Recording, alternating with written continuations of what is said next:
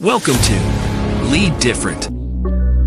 All right, everyone. I am genuinely excited about today's guest. Brooke Joyner is the kind of leader who doesn't just build an organization, she builds impact. She's leading an incredible Catholic-owned enterprise with heart, conviction, and a deep commitment to service.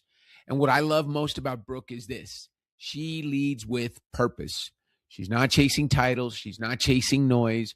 She's building something meaningful, something rooted in values, faith, and a desire to make a difference. In today's conversation, we talk about what it really means to lead different, to stand firm in your beliefs, to grow an enterprise with integrity, and to have the courage to say, why not, when others might hesitate. If you've ever wondered how faith, business, and bold leadership can truly align, you're going to love this conversation. So buckle up. This one is powerful, inspiring, and real. Are you ready for Brooke Joyner? Let's go. Why not leadership? Why not lead different? Welcome to Lead Different, the podcast that redefines leadership and challenges the status quo. Hosted by Daniel Dominguez, founder and CEO of Why Not Leadership. This show is your compass to becoming a better leader through the power of self-awareness. Good leaders foster teams that are engaged, empowered, and energized. Join us on this transformative journey as we equip you with the tools and insights to lead different. Get ready to challenge the ordinary and embrace self-aware leadership. This is Lead Different. Subscribe now. Discover a new era of leadership. Lead different, because great leaders change the world. Hello, everyone, and welcome to the Lead Different podcast. Brooke, it is so great to see you. Thank you for being on. I've been excited to interview you and tell our audience more about what you are doing at Catholic Owned. Welcome to the show. Thank you, Dan. It's a pleasure to be with you. It's a pleasure to have you on. Brooke, why don't we start? In the introduction, we talk about a lot of the things that you've done. But, you are running a great operation. I think the idea of Catholic owned and a new Catholic economy is an amazing goal. Can you tell us a little bit about what led you to start Catholic owned and why you're here today?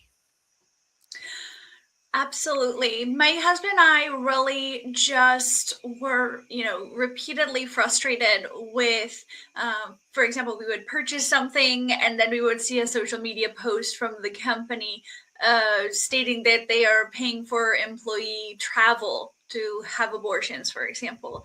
They were making these statements that were so clearly contrary to our faith.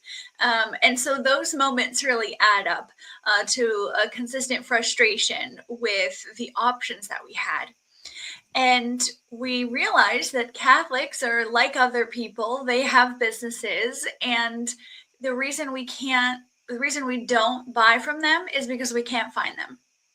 And so we took it upon ourselves to make it easy. So collecting the information, finding the businesses, communicating what they offer, and putting that information together in a tool that's easy to use, easy to remember to use, and that covers a broad spectrum of purchase decisions so that folks can start to think, buy Catholic first. They only need one tool to do it. And so we set about to build that. And that was, 2.5 years ago now that we've been working on Catholic Owned. And so far, the reception has been positive, and we just continue to grow. Now, we had a chance to speak earlier last week, and, you've grown quickly. And when you talk about this only being around a year and a half, you've also developed a really nice user-friendly app that all of us can keep on our phones. And like you said, when you're looking for something, whether it's a service or a product, you can try to find it on Catholic Owned first, because you know that your money is going towards providing funds for companies that believe what you believe, right? That aren't going to be using it for things that go against your faith, that are going to make you feel guilty that you helped fund.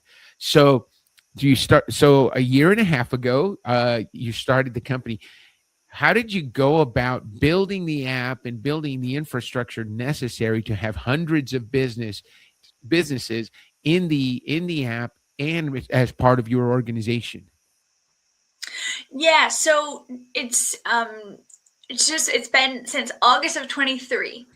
So I maybe misspoke. So it's 2.5 years that we've been building this. Yeah, we have really kept everything in-house up to date up until now. And we focus on building for the community, for the needs of the community, by really staying plugged in personally with our members and with the business owners.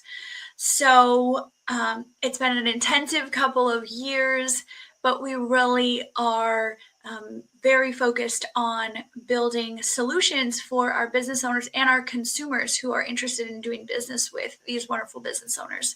So that's where our focus is. And I think that's really just our main focus. That's fine. No, that's fantastic. So, Brooke, as I was reading through your bio, one of the things that really caught my attention. So, it's a technology platform, and you're a bilingual professional Catholic wife. Guys, this is a superwoman. She's a wife and a mother of four, and she is running Catholic owned. One of the things that surprised me is you are running this, really with a very small team, and it is so effective. So, what are your plans for growth right now that you guys are looking at Catholic owned? Our biggest bottleneck right now is actually improving our app. So, part of starting lean and really taking a lean approach is that you only build as much as you need in order to learn what you need to learn to go to the next step. And we've really taken that approach also with that heart of serving the Catholic business owners in the community. Today, we really are looking at pretty significant update of the app to make it something truly beautiful, something truly user-friendly, and that can really lay the groundwork for our next phase of growth. So that is our current focus right now. And with that, it is about bringing in additional support to just really step up the level, the quality, and the future offerings for our community. Yeah, no, that I've got to tell you. So, if you're a Catholic business owner and you're thinking about joining Catholic owned, let me give you a rousing recommendation, because the way this operation runs, the way you guys have set up the app, it makes it so easy for us to put our logos, to put our offerings. Brooke is there to support you, to introduce you to the community, and again, a great community. I'm looking forward to meeting some of the members and start interacting with the members. But it's a great place to meet people from all over the country. How many states do you happen to know off the top of your head? How many states you have represented? I know I'm in New Mexico, but there's over 500 businesses. I think close to 1,000 businesses. So when I look at that list, is that every state covered, or is there a state you're looking for? Let's make a shout out to them and let's get them to join. As far as I'm aware, we have businesses in 48 states. So Alaska and Hawaii, we do have app users there, but they don't have a lot of businesses there quite yet. All right, Alaska and Hawaii. That's who we're calling out. I'm gonna make it a point to find some of my network that is in Hawaii and Alaska. I can't promise about Alaska, but I know people in Hawaii. So guys, you have got to step up and get onto Catholic owned. Join Brooke, join her, and let's help recover all 50 states. Fantastic. Thank you for sharing that, Brooke. Of course. So Brooke, you talk about, I love that you talk about making the app truly beautiful and truly good, and I love that you're speaking the transcendental desires of truth, goodness, and beauty. As we're talking about something that's technological, and we do know that something beautiful is going to attract the eye, right? And if it's good, it works well, and it works for the good of others. It matches our intent that we want to do in the work that we do. So it's good, and you kept saying truly beautiful. So thank you for sharing that. It's just, I noticed it as you were saying it, and I'm like, I've got to point that out because we're talking about the transcendental desires. One of the things that I wanted to have you spend some time on is how your husband and you met, because you were in 2012, you were serving with the Missionaries of Charity in Calcutta. Tell us about that experience and you and Mateo meeting. And obviously, you're married and have 4 children now. So it's been 14 years since you met. So tell us about how you guys came together, how you ended up volunteering for that very service fulfilling mission. In late 2011, really late 2011, I started looking at becoming Catholic, actually. That's where the story really begins. I was attending RCIA, decided I was going to go ahead and become Catholic. I was previously Lutheran, so always a Christian, but not Catholic. So for my confirmation, my patron saint is Mother Teresa. So over that same kind of conversion time frame, I just continually felt this call of, you need to go to Calcutta. I have to go to Calcutta. And there were several sort of arrows along the way, which I think is a little bit longer conversation, but they're just consistent signs that I needed to go to Calcutta, which is kind of an odd thing to feel like you have to do. So I did. I booked the ticket. And there's a further story behind that as well. Basically, I just chose, like, somewhat randomly the dates that I was going to be there based on just really what cost the least. And I had this 6-week range. So, I mean, it was just incredible that I was there the days that I was. And traveled to Calcutta by myself, which is not something anyone should ever do. Do not advise that. I do not endorse that. That's really important to say. But I arrived in Calcutta. I was there. And on the first day of volunteering, I wanted to go and serve at the first Mother Teresa house, which is called Kaligat. And that is the house of the dead and dying. And the work that you do is volunteers or the sisters will go to the streets of Calcutta. They pick up people who are dying alone.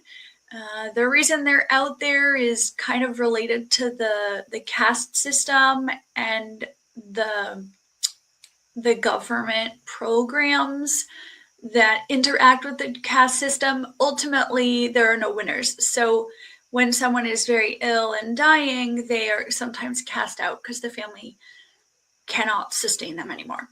And so there's a lot to that as well, but that's kind of the summary. And so the sisters go out, they pick people up, they take them back to Kaligat, bathe them, put them in clean clothes, offer them food, obviously, and like prayer and minister to them, and then they die with dignity. That's the whole purpose of this place. So I wanted to go there, the first Mother Teresa house. So I went. Yeah. And the first day of the work, I had a very long few days journey to get to that point. Yeah. And I was really looking for fellow Americans, frankly speaking. Right. It was a very treacherous journey. And so you in the morning when you work there, right, you eat the breakfast with the sisters, and then you go out with the other volunteers to wherever you're working, because there are multiple houses in Calcutta. Right. So temporarily, Kaligat, the house where I was working, was housed in another location. Okay. Which is another one of the houses called Premdon. This is a long-term living facility for people with physical and mental disabilities. Mm. So those two were in the same place, which is very important for the story. So I got on the bus to go, and on the bus, I finally, after 3 long days, found some fellow Americans. And they were seminarians who were studying in Rome at the time. And I asked them for their help, if I could please have lunch with them, because I hadn't gotten to eat the day before. It was a whole drama. And I couldn't eat with them because they were going to the archdiocese that day. So then I saw them later, and finally it was time to leave the work, which is extremely difficult work. And I myself was feeling very emotional because the work is very heavy. And so I went up to the seminarians. One of them, he's now Father Jack. But I said, Jack, are you sure? Are you sure I can't go? Because I was just really struggling. I was so hungry. I was just like this lone person. And he said, I'm so sorry. You can't come, but go with Matteo. And he pointed to this Italian man who spoke very little English, and I spoke no Italian, obviously. But he introduced us, and so I did. And that's how we met.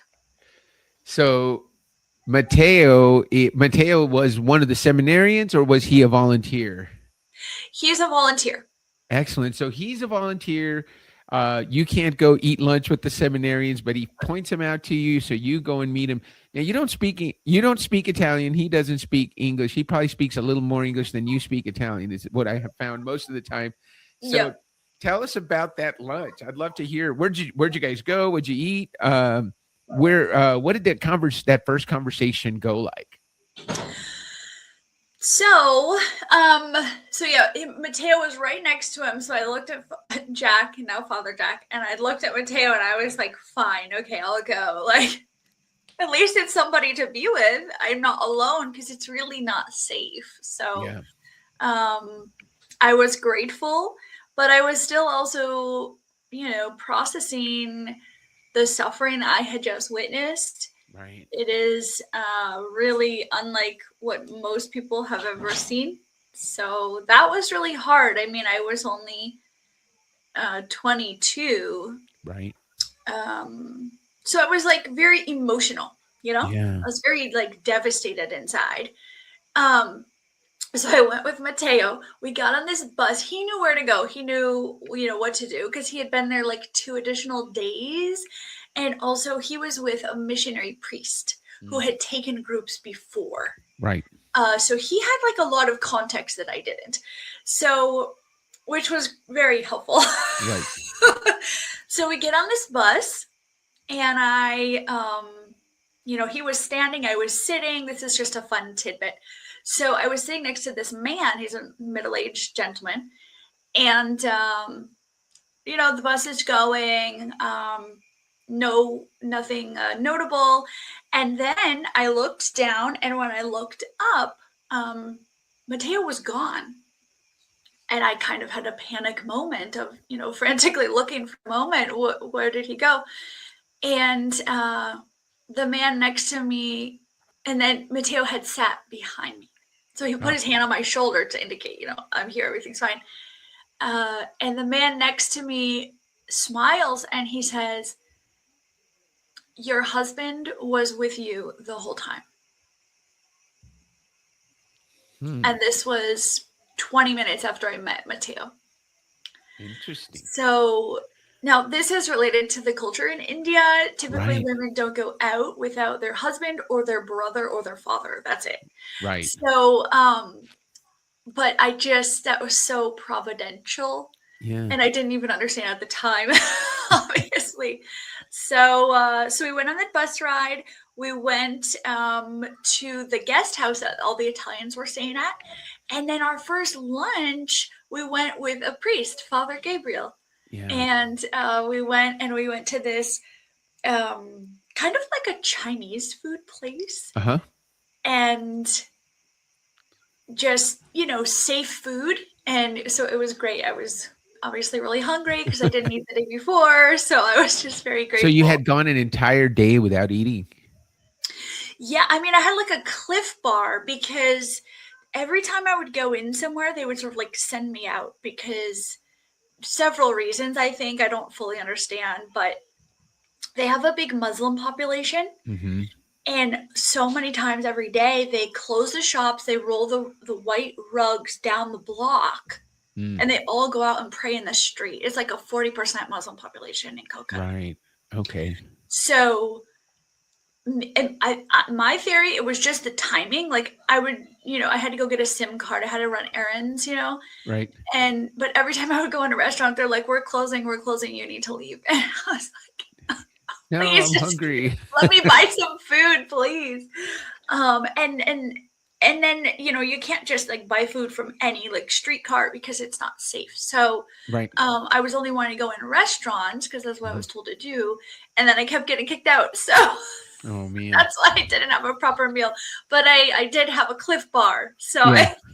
Yeah, but that's interesting because you mentioned how difficult the suffering was that you saw, right? And you're working. So tell us, I mean, and I want to get back to Catholic owned, but this is such a great story. I want to hear more about what specifically were you doing as you were working as a volunteer? Were you literally finding people that were dying and then helping transport them? What was your duty? What were you and Mateo doing as volunteers? We hear about meeting Mateo, which is an important part, but you mentioned how hard that work was and how emotional it was. So and maybe you could paint a picture for us. So maybe what went on that morning that made you emotional? Sure. So Mateo was working at Premdon, which is the long-term living for disabled adults. And so we weren't working together, but we were at the same place because Kaligat was at Premdon at that period of time. So he was helping, like it's very basic. You help the people to eat. You help them to drink water. You,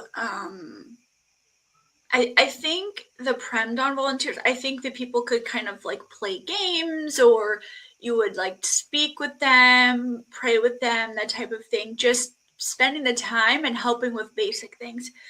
In Kaligat, the men and women like Premdon are separate. So I was with the women, and I was only there a few weeks, so the people who go out, they're people who have been there longer. So, it's not really a hierarchy or anything, but like you start kind of with the most basic things. Well, sure. Yeah, you got to work your way up to get being out there. That makes a lot of sense. So you'd been there only a couple of days when you meet Mateo. How does that I think the reason I asked about that story is because I think it frames your giving spirit, the fact that you want to help, you want to make a difference. So you come back. I'm assuming how long was it before, from the time you and Mateo met and to the time you got married, and then you started a business together? Yeah. So the first day of the work is the day that I met Mateo, and the biggest sort of takeaway there was how incapable that you truly are of even helping somebody. Like, for example, I didn't at first even know where to get clean water to give to the people, because you have to bring it in. You can't just use the faucet water. So there's a helplessness there that is, when coupled with the immense suffering of these people, these ladies in these beds who are just like waiting to die, the helplessness combined with such a strong desire to help them, and you can't even do the most basic things, that really is a profound, life-changing experience. And so that was, day one was when all of that sort of started to set in. And then the more days you spend, you learn kind of what to do, and they teach you more, and you're able to help a little bit more. But so then, we went to lunch that day. We pretty much knew we wanted to get married immediately, which is amazing. Wow. I always say we suspected on the first day and confirmed on the second day. So we knew we wanted to get married right away, even though we didn't speak a common language. And then that was in August. We were in Calcutta exactly 3 weeks each. He arrived 2 days before me, and I left 2 days after him. So the probability of being there the same 3 weeks, I mean, it's just incredible. Um, and so then we were engaged the December after that, so just a few months later, and we were married the following September. Okay, so just about 1 year from meeting to getting married, and then you come home to the United States. Matteo is he in Italy, obviously? So then he's got to Yeah. move to the United States and join you, and then you guys start a family, and you're working, and then you start Catholic owned. What's the big dream for Catholic owned, Brooke? How do you? I love hearing you talk about the new Catholic economy and people being able to find places that match up with their beliefs. But what's the big dream? And when you look at when you first started, when you and Matteo first launched, did you launch a website, or you started working on the app, or started working with people and started networking to where you want to be? Where do you see it in 5, 10 years? Well, when we were first married, and I don't know if you know this, Dan, but I actually moved to Italy with Matteo after we got married. So I lived there for 4 years. Our first two children were born there, and really, I mean, starting a business was probably the furthest thing from our minds at that time. We have moved a lot since then. We moved back to the US after 4 years. We were in Florida, which is where we started a company, an office for his prior employer, and ran that for several years. That was our first experience with business in South Florida. But yeah, it's been kind of a wild journey. When we started Catholic owned, it actually was a digital magazine. So starting a digital magazine is like pretty easy, very cost effective. And we did that to test whether people would come to us for Catholic owned businesses, which was our riskiest assumption. So it started as a magazine. It was sort of a local South Florida Catholic magazine. We had devotional content, local events, a kind of a classified sort of section, and then the businesses, and we would spotlight them as well in the articles. But really, as that list of businesses grew, we knew that the magazine was not going to be, a usable tool really once you have 30, 40, 50 businesses listed, it just becomes too tedious to use. So we started building the app at that point. And at that time, it was just still in South Florida. But then I made a LinkedIn post, and suddenly people from all over the country were downloading the app. So we kind of went nationwide more quickly than I think we would have planned to.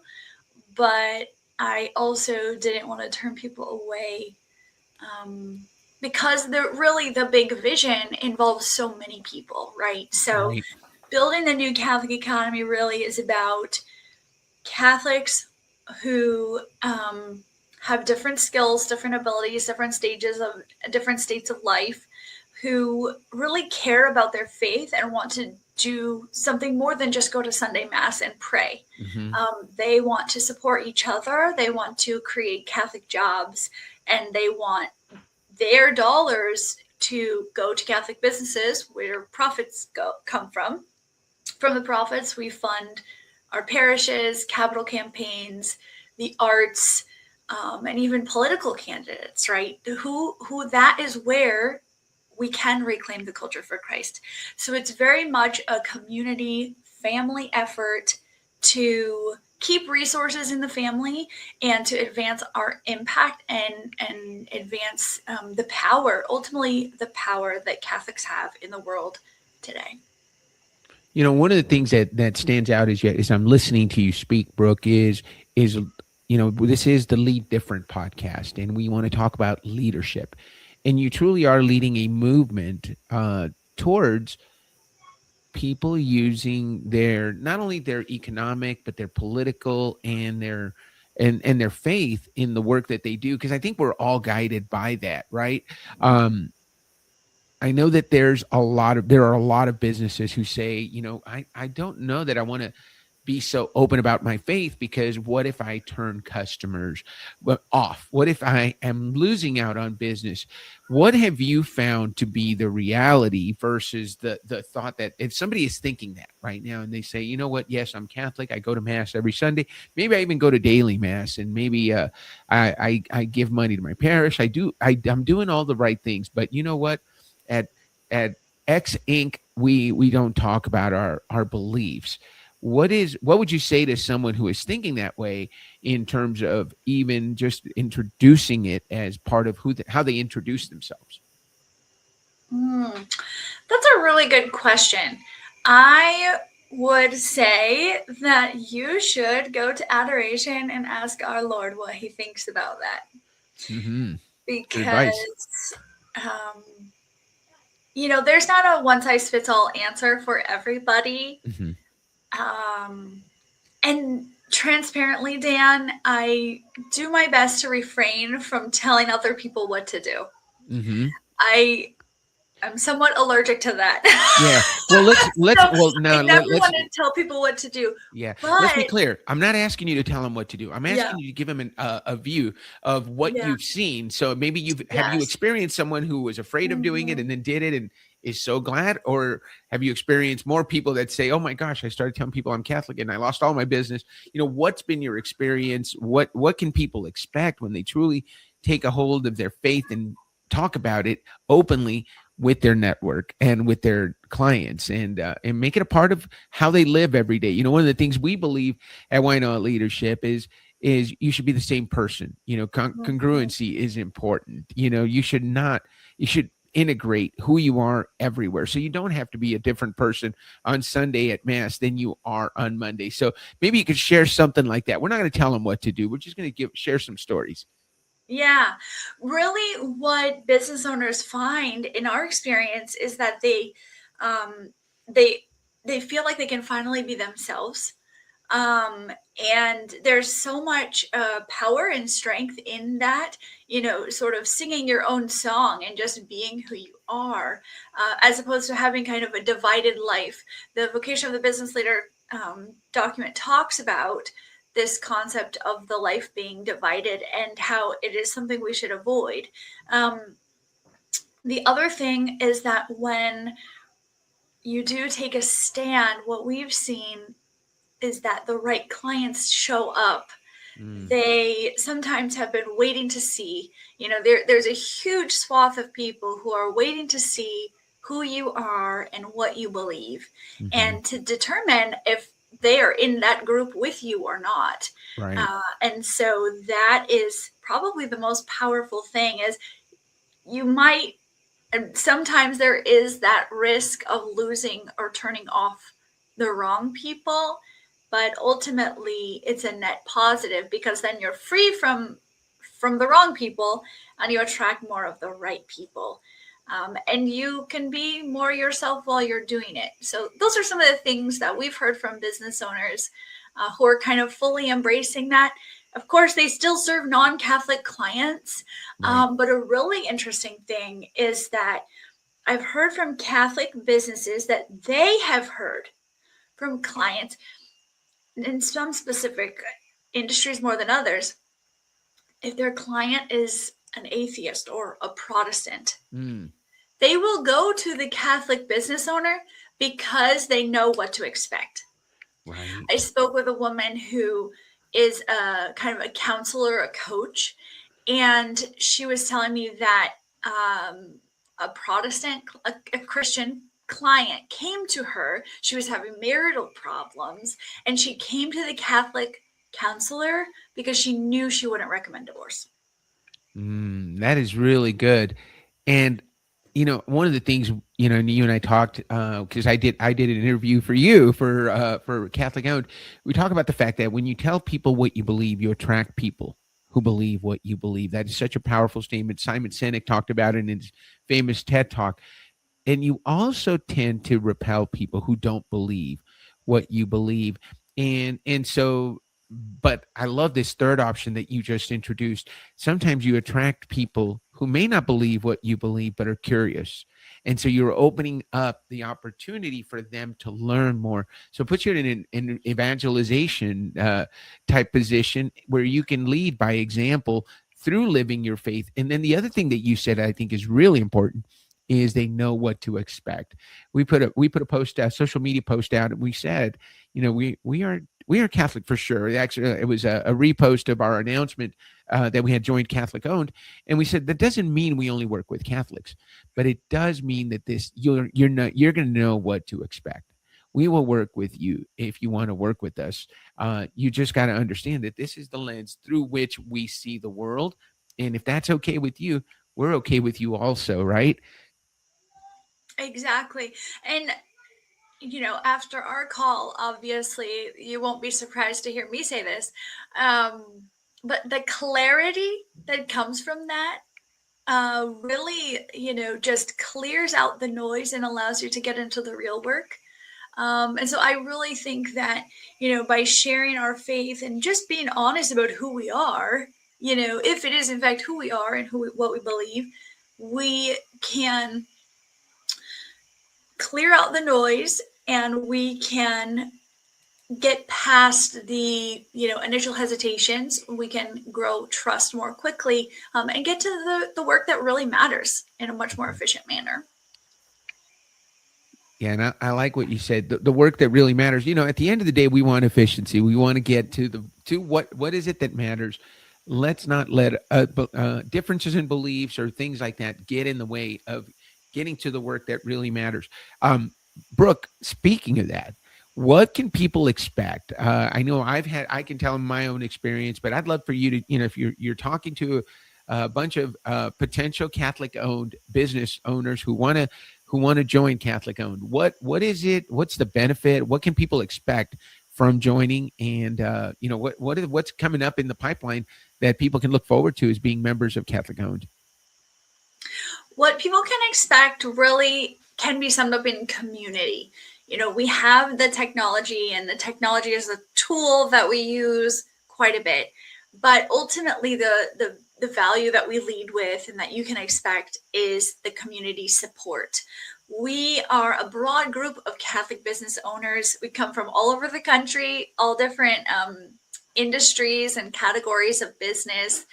But ultimately, we have the most important thing in common, and that is our faith and the desire to support one another. So business owners can expect that support, regular opportunities to meet and connect with other business owners. We really bring people into the fold. And the other thing that I want people to know is that we don't have revenue or other worldly metric requirements in order to be involved. We tell people to come find your place in the new Catholic economy, because truly we need every Catholic who cares about this to be involved. So whether you have just a small side business that is really just for a creative outlet, you're crafting small items and selling them, all the way to 100 employees, 200 employees or more, institutional businesses and nonprofits, these large organizations, and everyone in between. Everyone has a place. And we really want to warmly invite people to be part of the movement, because we all have a role to play. Excellent. That is, I love that answer. There's so much there. We could probably go on another 20 minutes on that. Where can people find you, Brooke? Where can people find Catholic Owned? Give us. We're going to put all this stuff in the show notes. So if you're interested in joining, we definitely want to give you that information. But where do people? What's the easiest way to find you? What's the easiest way to find Catholic Owned?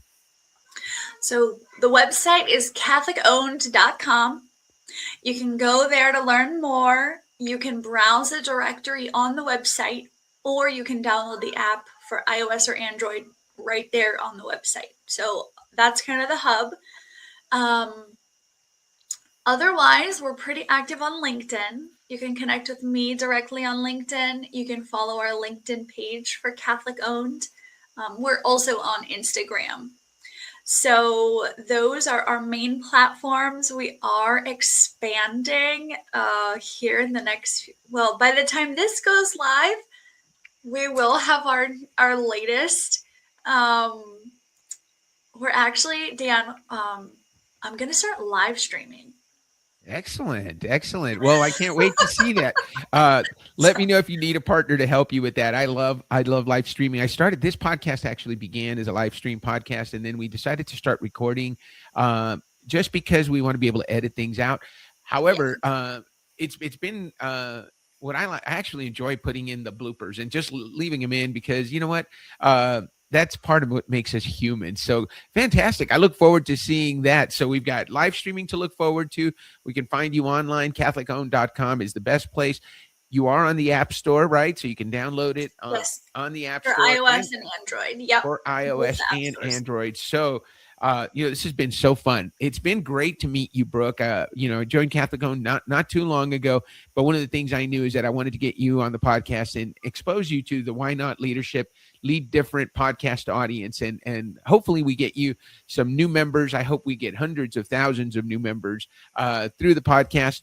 I always end the show with the question, and I don't know if we talked about it in the pre-show, so we're going to cheat right now. I'm going to give you the answer to the question. The question is, why don't we end the show on that note? And your answer is going to be, why not? All right. So, guys, if you have enjoyed the show, don't forget to subscribe to the Lead Different podcast. We are on all the major podcast platforms, but we're trying to grow our YouTube channel. So if you're watching on YouTube, make sure you hit the subscribe button. Let us know what you liked. If you have any questions for Brooke, put them in the comments. We'll get to them. And if Brooke doesn't have time to get to them, I will make sure and send her an email, a text, or a message, and we'll make sure that we get you your answers. This podcast is created to help you lead different. I hope you learned something new today. And Brooke, what do you say we end the show on that note? Why not? Thank you so much, Brooke, for being on the show. We look forward to further collaborating with the Catholic-owned organization and to help you get the word out about an amazing enterprise that you've got going here. Thank you, and have a great rest of your week. Thank you, Dan. God bless. We'll see you guys next week. God bless, and we'll see you on the next episode of the Lead Different podcast. This is Lead Different. Subscribe now. Discover a new era of leadership. Lead different because great leaders change the world.